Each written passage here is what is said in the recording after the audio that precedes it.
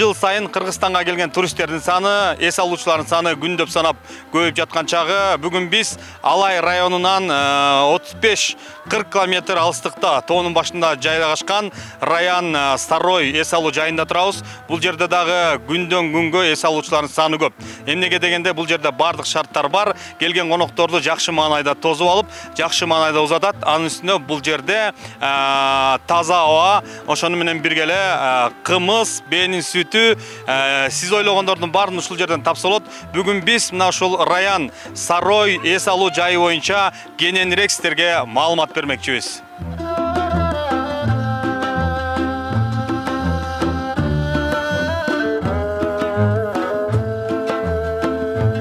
Мына урматтуу телекөрүүчүлөр, тоонун боорундағы таштан жасалган баня, мунун ичинде пар, жалпы ушул жерге келген эс алуучулар ушул банянын ичине киришет экен.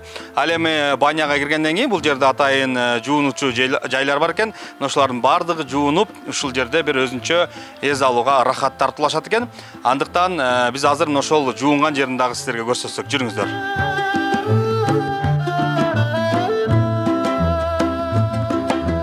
Ал эми ошол таш банядан чыккандан кийин мондай муздак сууга түшөт экен.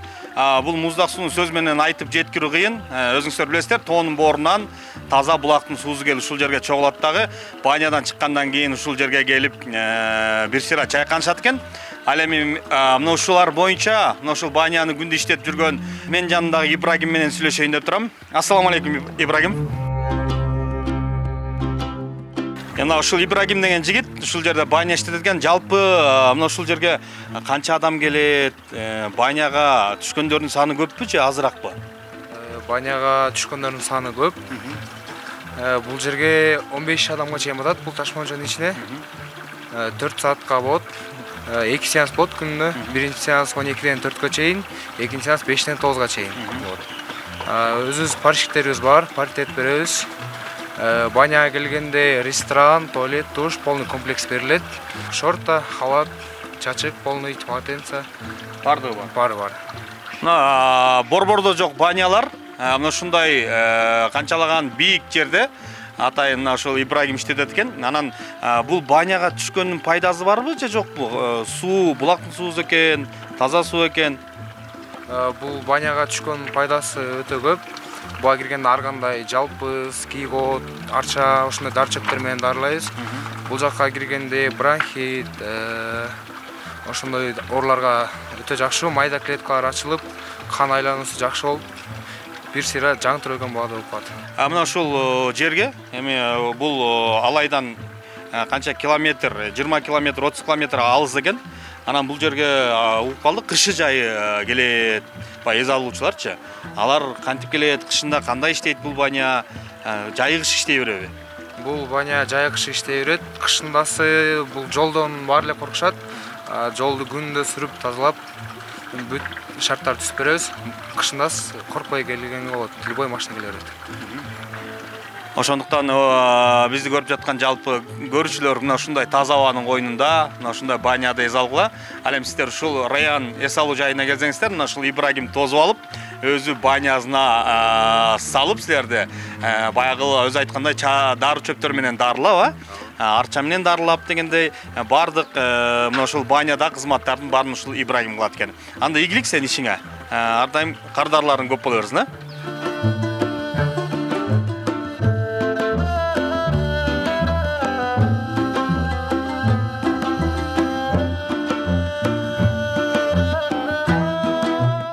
Бул Раян эс алуу борбору Ош областынын Алай районунун Гүлчө айыл өкмөтүндө жайгашкан. Бул жерде Раян эс алуу борбору дегели Сарой жайлоосунда жайгашат. Бул жерде 2021 жылдан баштап жеке ишкерлер жана демөөрчү алып келишкен. Бул Мажитов Кыял жеке ишкер алып келишкен. Бул жерден демөөрчүлөр менен биргеликте биринчи уюштурулганда 4 коттедж, анан кийин 8 боз үй тигилген. Ошого карап бул жердеги ички туризмди өнүктүрүү багытында ана президентибиз Садыр Нуркожоевич Жапаровдун жарлыгына ылайык туристтерди тартуу максатында ушул жакка уюштурулганбыз. Бул жерге негизинен ички туризм дагы, андан сырткары башка мамлекеттерден дагы, сырткы туризмден дагы аябай өнүккөн, 21-жылдан бери иштеп келе жатат. Негизинен мынау жакынкы Өзбекстандан, Казакстандан, Россиядан, ушул жактардан, ушул мамлекеттерден дагы көптөгөн туристтер келет. Бул жердин өзү бирдиктүү салыгын болгон өзүнүн төлөмдөрүн толук кандуу мамлекетке төлөп келет. Андан сырткары бул жерде 50дөн ашык 100гө жакын жумуш орун камсыз болунган. Бул жердеги мына Гүлча айыл өкмөтүнүн жарандары көпчүлүгү келип ушу жерден кызмат көрсөтүшөт элдерге.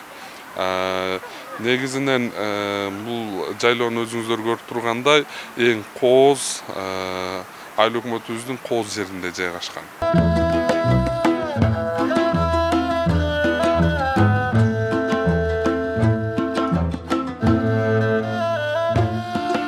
Ал эми Роял эс алуу жайында дагы бир кызыктуу жагдай. Бул жерде ушундай келгендердин саны көп болгондуктан коттедждерге жана боз үйлөргө батпагандыктан ушундай жаңы имараттар салынып атат. Бул жерде дагы миңдеген чет элдик туристтерди жана ошондой эле айыл тургундарын кабыл алуу үчүн атайын ушундай жаңы коттедждер салынып жатат.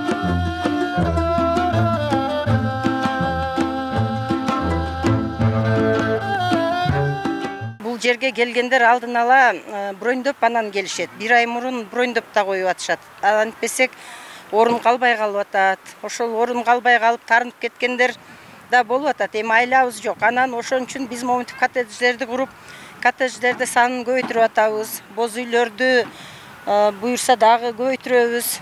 Бул жерге ресторан салып атабыз. Чтоб элдер келип чай ичип, даяр тамак барбы деп сурагандар болот экен да. Даяр тамаңар барбы же, куймак, кымыз ичет элек, куймак жейт элек дегендерге. Ошолор үчүн даяр меню боюнча заказ менен тамактарды жасап, буюрса рестораныбыз бүтсө, ошондой ой максаттарыбыз бар.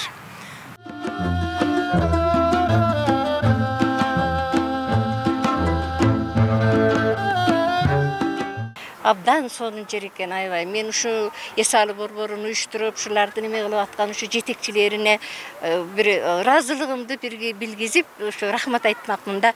Ушундай сонун эс алуу борборун кылып туруп, биздин Кыргызстандын жерлериндей жер, асманындай асман, ушундай жерлерди көрүп кандай сонун деп неметем да.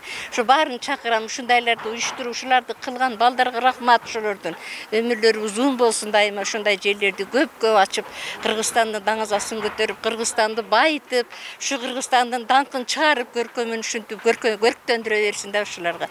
Ал эми мына ушул атайын келген меймандар, алыстын жолдугуна карабай келген меймандар мына ушундай коттедждерди эс алышат. Ал эми мына ушул коттедждерге батпай калгандар атайын кыргыз боз үйлөрү тигилип, мына ошол жака жайгаштырылат. Бул жерде бардыгы арзан, тамагынын баазы, жатакананын баазы бардыгы мына ушул сиздердин чөнтөгүңүздөргө ылайыктуу гана эсептелинет экен.